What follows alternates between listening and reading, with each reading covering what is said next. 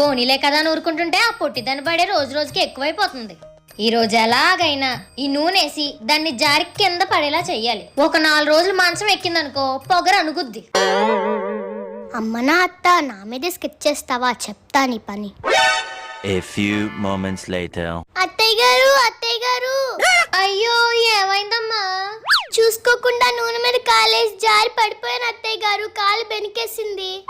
అవునా? మేడ మీద బట్టలు ఆరేసాను అత్తయ్య గారు, కొంచెం తీసుకొచ్చేయండి, నేను లేవలేను. అత్తయ్య గారు నీళ్ళు తీసుకురండి. అత్తయ్య గారు నేను వాష్రూమ్కి వెళ్ళాలి.